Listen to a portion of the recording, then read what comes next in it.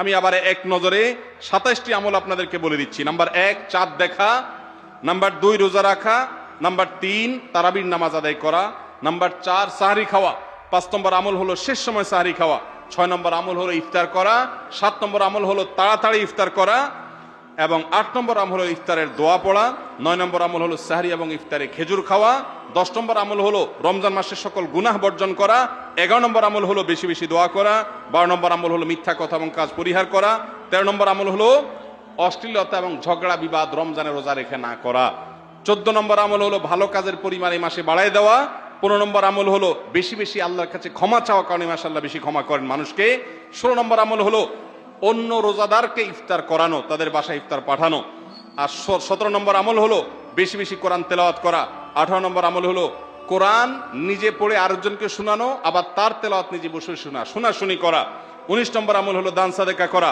20 নম্বর আমল হলো তাহাজ্জুদ এবং বিশেষ করে ভোর রাতে সারি খেতে উঠে দোয়া করা, আর 21 নম্বর আমল হলো উমরা করার সামর্থ্য থাকলে, 22 নম্বর আমল হলো ইতিকাফ করা শেষ দশকে, 23 নম্বর আমল হলো শেষ দশকের বেজর রাতে বা শেষ দশকের প্রত্যেকটা রাতে ইবাদতের পরিমাণ বাড়িয়ে দেওয়া এবং বিশেষভাবে রাত্রি জাগরণ করা শেষ দশক, আর 24 নম্বর আমল হলো শেষ দশকে নিজের পরিবারকে ঘুম থেকে ডেকে তোলা, স্ত্রী সঙ্গ ত্যাগ করা, 25 নম্বর আমল হলো লাইলাতুল কদর অনুসন্ধান করা, 26 নম্বর আমল হলো লাইলাতুল কদরের বিশেষ দোয়া পাঠ করা, আর 27 নম্বর আমল হলো ফিতরা দেওয়া।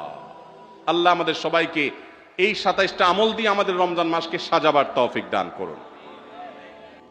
আমাদের নানা অপরাধ গুনাহ পাপাচারের কারণে হয়তো জাহান্নামীদের তালিকায় আমাদের নাম চলে গেছে। সেই নাম কাটাবার সবচেয়ে সুবর্ণ সুযোগ আমাদের দোরগোড়ায় উপস্থিত রমজান মাস। এই রমজান মাস পাওয়ার পরে যদি কোনো মুসলমান আল্লাহর কাছ থেকে তার নাম জাহান্নামীদের তালিকা থেকে কাটিয়ে জান্নাতীদের তালিকায় অন্তর্ভুক্ত করতে না পারে, তাহলে এর চাইতে হতভাগা, এর চাইতে দুর্ভাগা, এর চাইতে কপাল পড়া মুসলমান আর কেউ হতে পারে না। প্রিয় ভাইরা আমার, জীবনে আল্লাহ তাআলা আমাদেরকে অনেক রমজান মাস দিয়েছেন।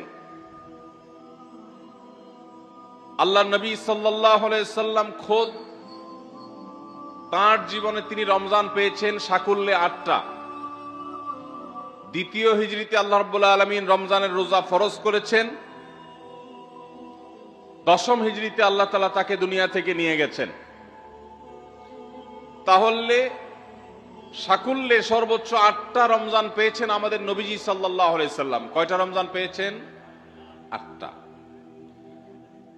আজ গাবতলী